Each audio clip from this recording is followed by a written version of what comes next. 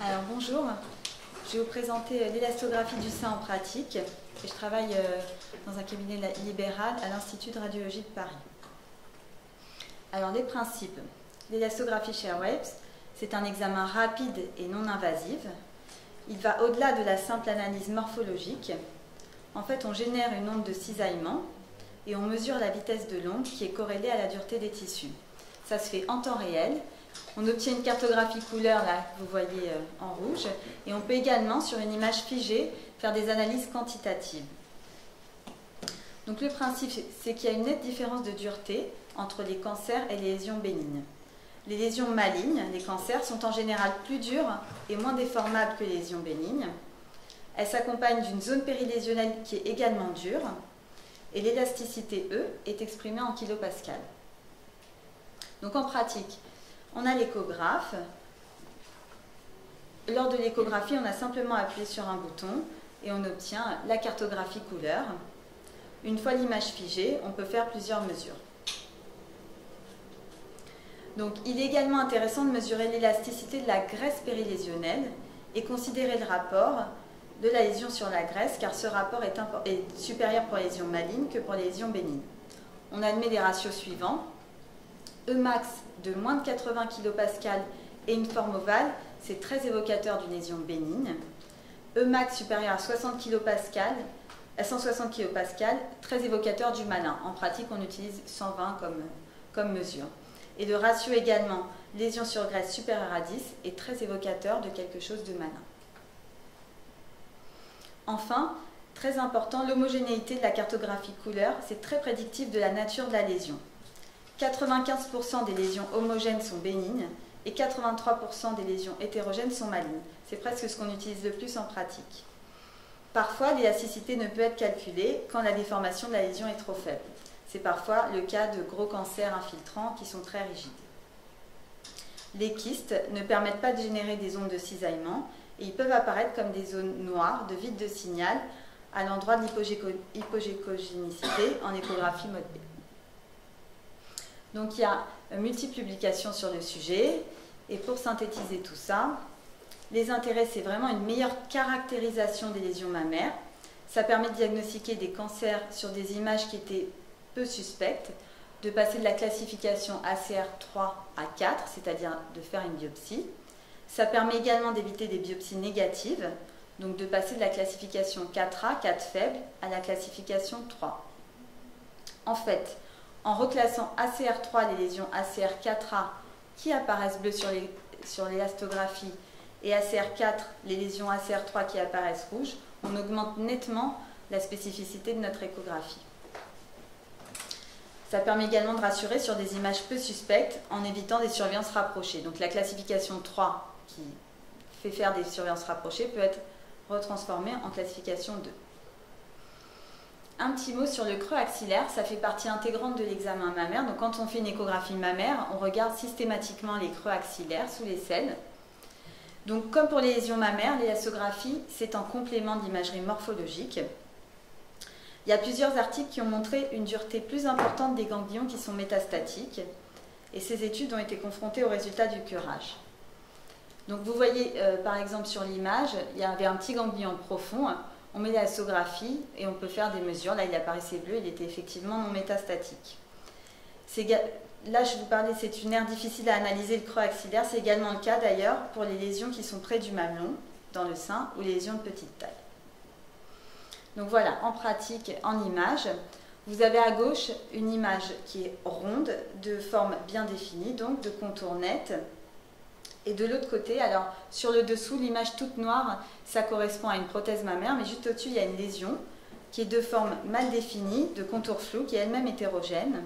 Donc sur ces lésions-là, il s'agissait d'un kyste bénin à gauche et d'un cancer à droite, on met l'élastographie et là on voit la différence. Donc à gauche, une cartographie homogène bleue qui signifie qu'il s'agit d'une lésion molle, le kyste, et de l'autre côté, une lésion hétérogène, très dure. La dureté est codée en rouge, il s'agissait d'un cancer. Donc quelques cas cliniques. Donc là, il s'agit d'une mammographie. Donc à gauche, le sein droit, à droite, le sein gauche. C'est une mammographie, la première incidence de face. On voyait rien de particulier, hormis les petits points blancs qui correspondaient à des calcifications bénignes sur l'écran de droite. La deuxième incidence de mammographie en oblique, donc pareil le sein droit et le sein gauche. Donc on complète sur ces seins denses, on ne peut pas se contenter de la mammographie, on fait l'échographie de façon systématique. Et en faisant l'échographie, on tombe sur cette lésion. Voilà, elle est de forme quadrangulaire, elle a des contours un peu flous. Bon, on met l'élastographie et là, elle apparaît nettement dure, avec une homogénéité de la cartographie couleur. Et on peut réaliser également des mesures. Donc sur la lésion et sur la graisse juste à côté, on voyait que la lésion était très dure, avec des rapports également élevés. Il s'agissait d'un cancer. Donc là, l'élastographie, dans ce cas-là, est vraiment très utile. Un autre cas, donc toujours la mammographie de face, sein droit, sein gauche. Ce que vous voyez sur l'écran, là, les petites choses blanches, il s'agit de clips chirurgicaux et de calcification parce qu'il s'agit d'un sein traité, un sein droit traité. Donc on avait cette incidence et celle-ci. Alors là, c'est une image banale, ça pourrait être une image banale de cicatrice après un sein traité. Sauf que par rapport à la mammographie d'avant, on trouvait que la cicatrice était un peu modifiée, c'était pas franc. On réalise de façon systématique l'échographie. On avait une zone cicatricielle avec une image classique, mais également une petite image tellement petite qu'elle était en fait difficile à analyser. On ne pouvait pas dire grand-chose sur sa forme, ses contours. On met l'élastographie, là une importante zone de dureté, non seulement de la lésion, mais même en fait on voit autour de la lésion. Et il s'agissait d'un petit cancer à la biopsie. Un autre cas, donc toujours la mammographie de face, le sein droit, le sein gauche. Je ne peux pas vous montrer du coup avec le... Il n'y a pas un petit curseur? J'ai peur de faire sauter l'écran. Mais c'est intéressant parce que toujours un train d'empêche un autre. On voyait une lésion, là, la grosse lésion que tout le monde peut voir, c'était en fait un gros kyste, mais juste à côté cette petite chose. Donc on continue dans l'exploration. Donc voilà, là, un kyste évident, et là on se demande ce qui se passe. On regarde l'incidence oblique, là c'est vraiment net. On a vraiment une image qui est très suspecte pour nous, qui est très dense, qui a des contours spiculés, quand même très évocatrices de cancer. Donc on va chercher spécifiquement cette lésion en échographie. On fait un balayage. Une première lésion qui pourrait correspondre, on se demande. On met l'élastographie. Non, c'est bleu, c'est mou. On continue à chercher. Donc là, on voit qu'on se rapproche de la zone puisqu'on a le kyste connu qui est ici, mais également cette petite masse qui semble être apparue qui est ici. Pareil, sur cette lésion de petite taille, difficile d'analyser les contours et toutes les autres caractéristiques morphologiques. On met d'abord du Doppler, qui est également très utile.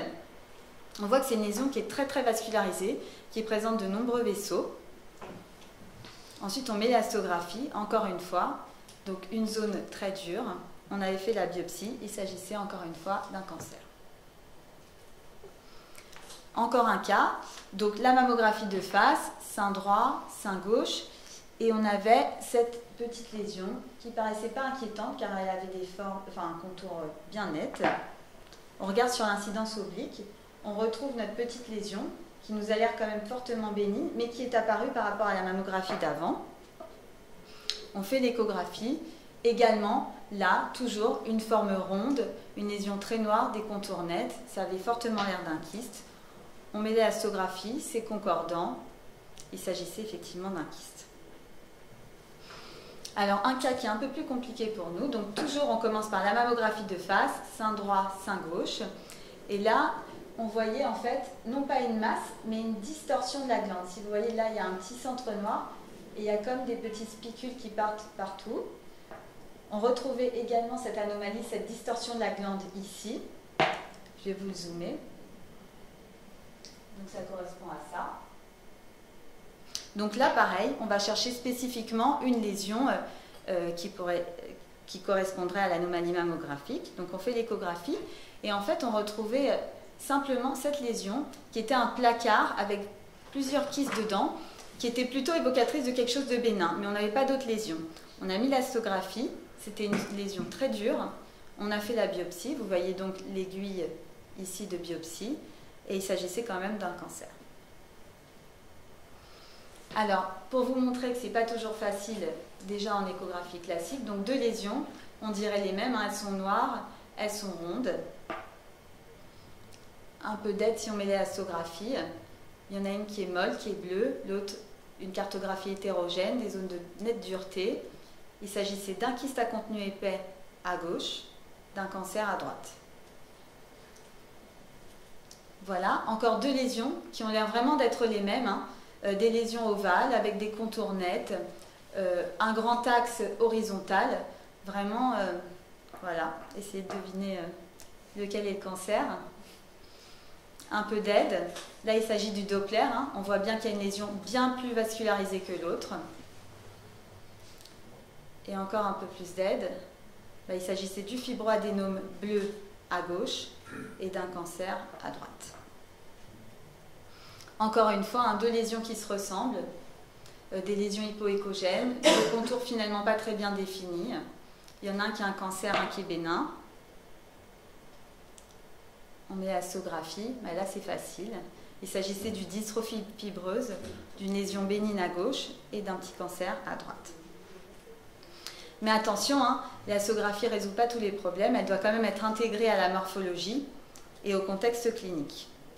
Voilà un exemple. Donc, on commence toujours par la mammographie de face, sein droit, sein gauche. Là, on avait une lésion en interne très très suspecte, juste ici, vraiment très très évocatrice de cancer. On continue sur l'autre incidence, on retrouve toujours cette lésion profonde, irrégulière, avec des contours spiculés très très suspects. Donc on va la chercher spécifiquement en échographie. On cible notre échographie, même si on fait les deux seins. On trouve cette lésion qui est quand même assez suspecte sur le mode morphologique, puisqu'il y a des contours voilà, un petit peu flous. On met du Doppler, c'est vascularisé. On met l'élastographie, c'est bleu. Alors est-ce qu'il faut s'arrêter là? Ben non, parce qu'il y avait quand même des critères suspects sur la mammographie et même en échographie 2D. On a biopsié et il s'agissait quand même d'un cancer, donc attention. Donc en conclusion pour l'élastographie Sherway dans le cadre du sein, ça améliore nettement les performances diagnostiques de l'échographie. Ça améliore la caractérisation d'une lésion mammaire, ça augmente la spécificité. Ça diminue parfois les suivis inutiles et les biopsies qui sont négatives. Et ça doit par contre être intégré aux caractéristiques morphologiques et avec la mammographie. Je vous remercie.